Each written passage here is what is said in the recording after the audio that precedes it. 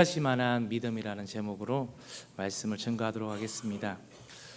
오늘 이야기는 제자들이 예수님과 변화산에서 변화체험을 목격하고 내려왔을 때 일어난 일입니다.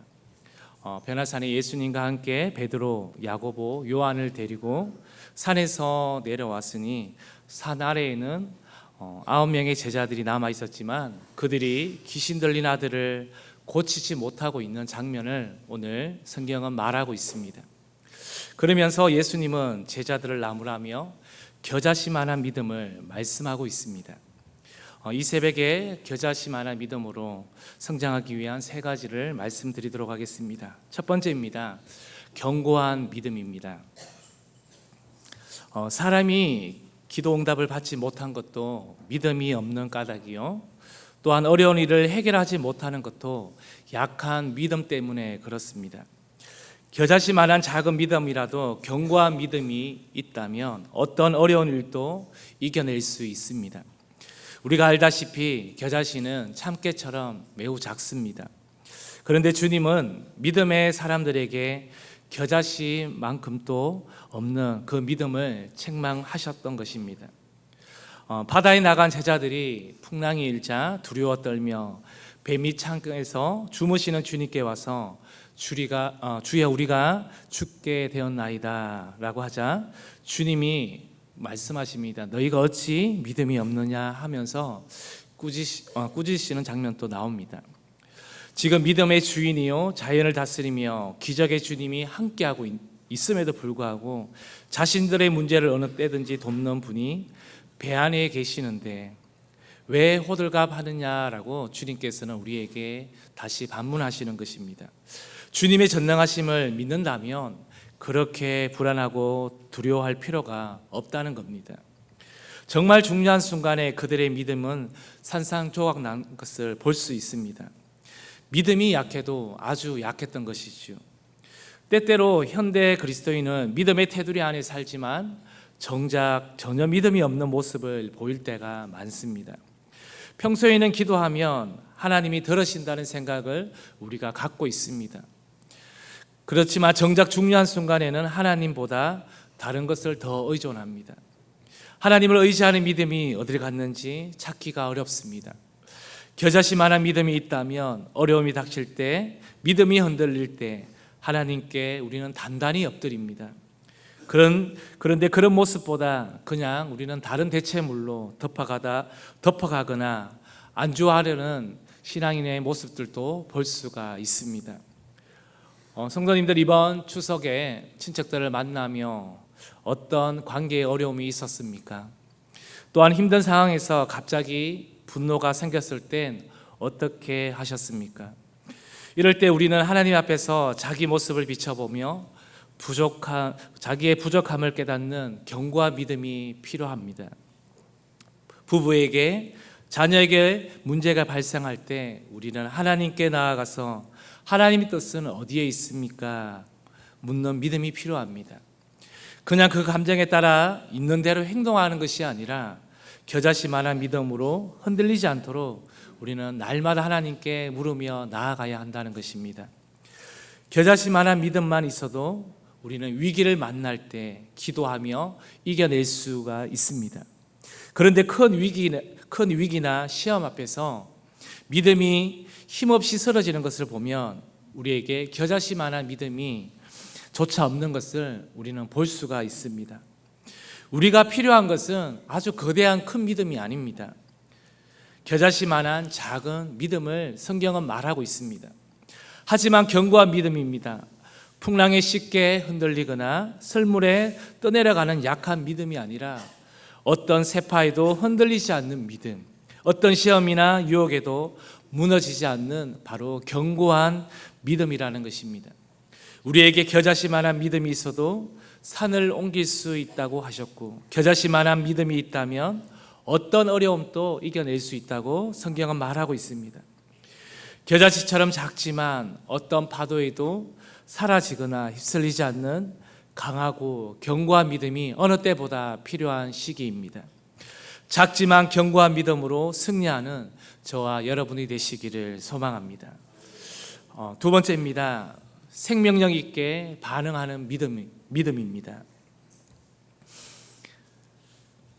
겨자씨 믿음은 작지만 견고한 믿음을 앞에서 말씀드렸습니다. 그래서 어떤 어려움도 능히 이겨내는 믿음을 말합니다. 그런데 겨자씨 믿음은 또 다른 의미가 있습니다. 물론 공간복음에 다 말하고 있습니다.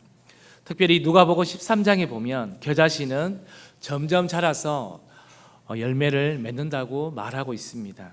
이는 작지만 살아있을 때 가능합니다.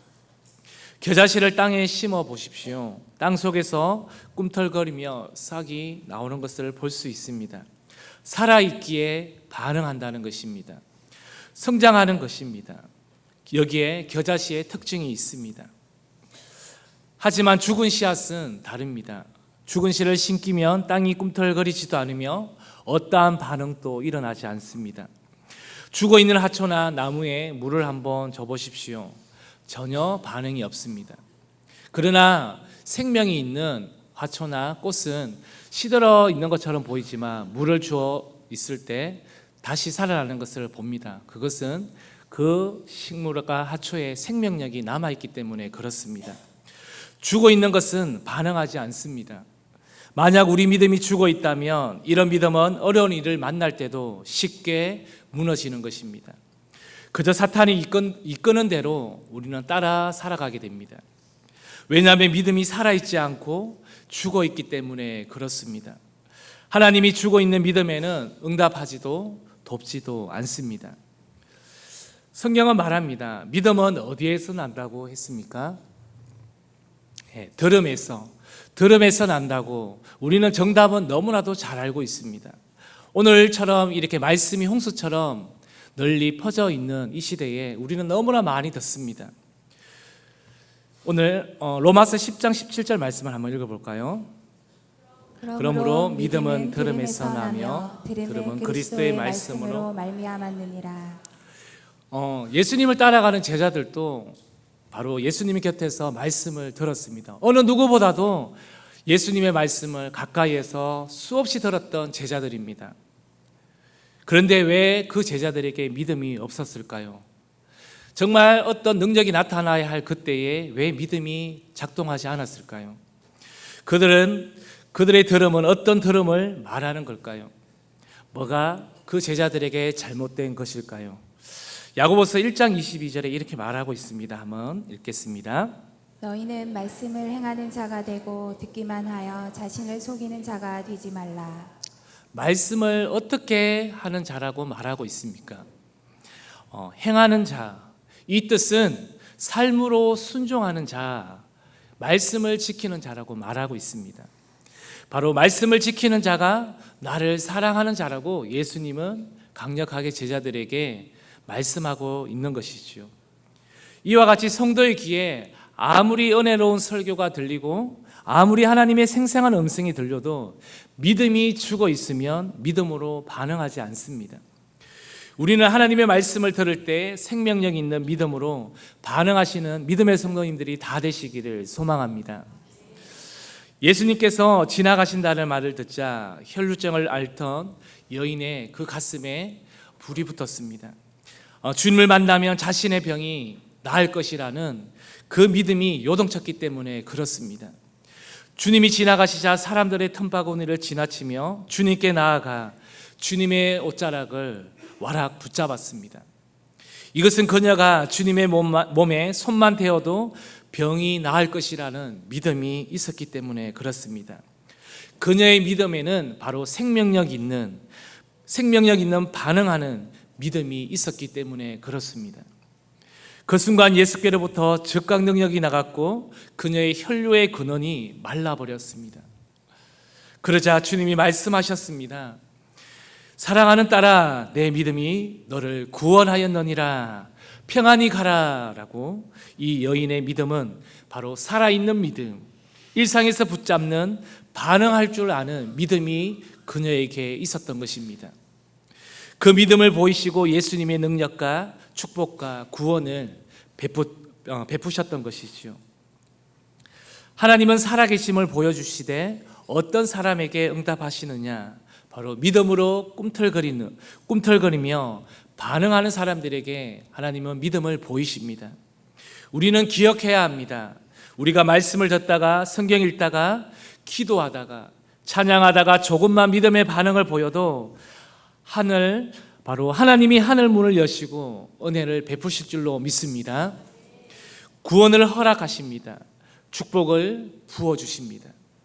이 새벽에 나오신 모든 성도님들이 생명력 넘치는 반응하는 믿음의 소유자가 다 되시기를 축복합니다. 1521년 독일 브럼스에서는 역사상 아주 중요한 사건이 있었습니다. 바로 마르틴 루터가 95개조 방방문 사건으로 제국회의에 소환당한 것입니다. 황제 카를 5세를 비롯해 선제후와 주교들까지 참석한 이 회의에는 그는 자신의 결례를 철회할 것을 강요당했습니다. 그는 답변을 위해 하루의 말미를 얻었습니다. 아마도 그날은 그의 일생 중 가장 큰 갈등과 고통의 밤이었습니다. 드디어 이튿날 루터는 황제와 주교들 앞에서 교회 개혁을 쟁취하는 위대한 말을 남겼습니다. 여기에 나는 서 있습니다. 나는 달리 어찌할 수가 없습니다. 하나님이여 나를 도우소서. 아멘. 흔히 사람들은 개혁을 논하며 거창한 이야기들을 쏟아놓습니다. 그러나 루터는 다릅니다. 그는 처음부터 거창한 교회 개혁을 말하지 않았습니다. 그저 자신의 죄와 허물에 대한 깊은 고민을 품었을 뿐입니다. 그가 사제가 되고 교수가 되고 여전히 구원의 확신이 없다는 그는 실존적 고민을 계속했던 것입니다. 그는 마침내 로마서 1장 17절을 통해서 진리를 깨닫게 되었습니다. 우리 다 같이 로마서 1장 10절 말씀을 읽어보도록 하겠습니다. 복음에는 하나님의 의가 나타나서 믿음으로 믿음에 이르게 하나니 기록된 바 오직 의인은 믿음으로 말미암아 살리라 함과 같으니라. 그 유명한 오직 은혜, 오직 믿음, 오직 성경이라는 개혁의 화두를 이 말씀을 통해서 바로 선포하게 된 것이죠. 그렇습니다. 개혁은 세상을 변화시키는 거대한 것이 아닙니다. 내가 있는 그 자리에서 내가 먼저 변화되는 것입니다. 개혁은 언제나 바로 상대로부터 일어나는 것이 아니라 바로 나로부터 시작되는 것입니다. 내가 하는 작은 일부터 반응하며 시작하는 것입니다. 아멘입니까? 우리는 예배 드릴 때마다 받은 은혜를 기억하고 믿음으로 반응해야 합니다. 강단에서 흘러나오는 말씀 가운데 나에게 주시는 적용의 말씀이 분명히 있습니다. 오늘 이 새벽에도 말씀을 선포할 때 새벽에 졸음오기 오고 하지만 그럼에도 불구하고 나에게 들려지는 말씀이 분명히 있다는 것입니다. 그것을 기록하고 매일의 삶에 우리는 적용하도록 반응해야 합니다. 남은 3년 작전 기도 동안 우리의 흐트러진 기도의 시간을 우리는 더 집중하도록 우리는 교회에서 기도의 통장을 우리에게 돕도록 기도의 통장을 시작했습니다. 함께 우리는 이 기도의 분량이 쌓여 일상의 삶을 살아내는 믿음이 더욱더 우리 가운데 생명력 있게 살아나도록 우리가 더욱더 힘쓰시기를 바랍니다.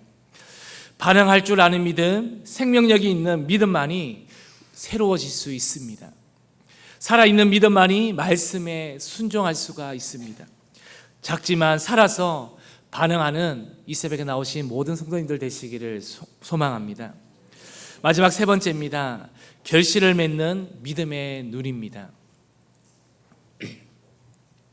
겨자씨에는 또 다른 특징이 있습니다.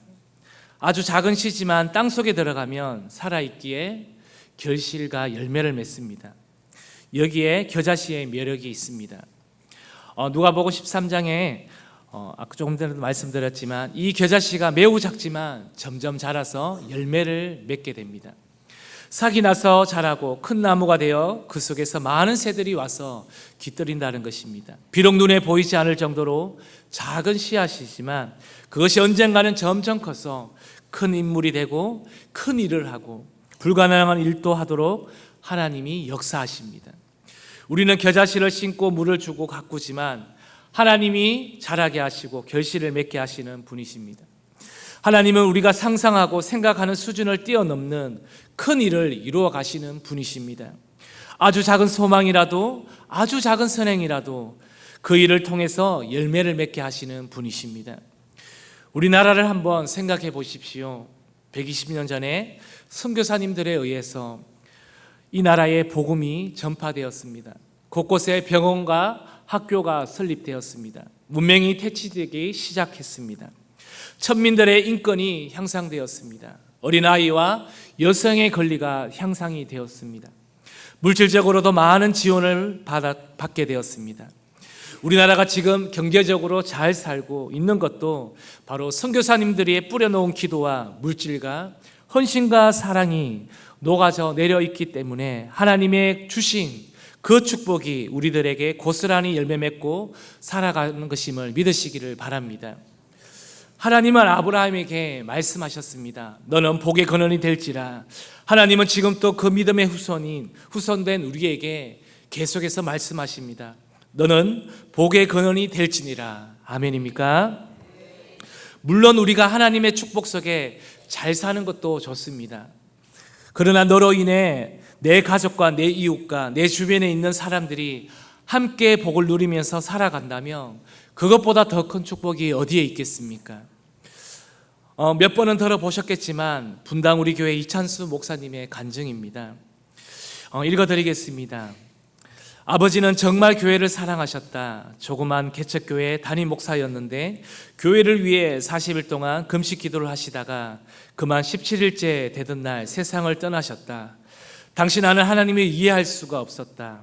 교회를 위해 금식하며 기도하셨는데 교회를 불같이 일으켜 세워주시기는커녕 담임 목사님을 데려가시면 어떻게 하자는 것인지 하나님이 원망스러웠다. 하지만 내가 당시 가장 이해하기 힘들었던 분은 하나님도 아버지도 아닌 어머니였다. 목사 남편이 사늘한 시신이 되어 돌아왔는데 보통 사람 같으면 목사라는 직분에 회의가 들지 않겠는가? 그런데 어머니는 어릴 때부터 나에게 네가 커서 목사가 되어야 한다고 말씀하시곤 했다. 하나님이 내 아버지를 너무 빨리 부르셔서 미처 열매를 거두시지 못하셨지. 그러니 자식인 네가, 바로 찬수 네가 아버지 뒤를 이어서 열매를 거두어야 한다. 막내인 나에게 아버지 뒤를 이어 목사가 되라고 하시는 어머니의 말이 견딜 수 없이 싫었다. 그러나 끈질긴 어머니의 기도로 30살 때 목회의 길로 들어섰다. 그리고 기도만 하고 열매를 거두지 못하고 돌아가신 아버지의 교회를 향한 그 기도 열매를 자식인 내가 지금 말도 안 되는 놀라운 방법으로, 설명할 수 없는 신비한 방법으로 거두고 있다. 이렇게 간증하는 것을 아마 많이 들어보셨을 것입니다. 우리는 하나님의 관점을 하나님의 관점 앞에서 굴복시켜야 합니다. 나의 관점을 내려놓지 않고서는 이 땅에서 일어나는 수많은 일들을 우리는 이해할 수 없습니다. 자식을 위하여 어머니가 기도로 멀리 바라보며 심은 것 때문에 바로 믿음의 결실이 맺힌 것입니다. 하나님의 기도로 심은 사람에게 자라게 하여 결실을 맺게 하신 것입니다. 말씀을 이제 마무리하겠습니다. 사랑하는 믿음의 성도님들, 겨자씨와 같은 작은 믿음이지만 믿음의 눈으로 바라보며 기도를 심으십시오. 자녀를 위한 기도를 평생 심으면 하나님이 자녀들에게 행복한 결실을 거두게 하십니다. 또한 이 새벽에 나온 다음 세대 친구들도 하나님의 말씀을 듣고 믿음으로 순종하며 행하는 겨자씨의 믿음을 지금부터 살아내시기를 소망합니다. 겨자씨처럼 작은 믿음이지만 믿음으로 순종함으로 심으시기를 바랍니다. 그러면 하나님이 심은 순종을 자라게 하셔서 많은 열매로 축복하십니다. 교회 주변에 사랑을 심으시기를 바랍니다. 하나님이 우리의 신앙과 인격의 열매를 맺게 하시며 교회를 빛나게 하십니다. 작지만 견고하고 작지만 생명력 있고 작지만 멀리 바라보고 열매 맺는 믿음으로 하나님의 기쁨이 되는 믿음의 성도님들이 다 되시기를 주님의 이름으로 축복합니다. 우리 함께 기도하실까요? 오늘 말씀을 기억하시면서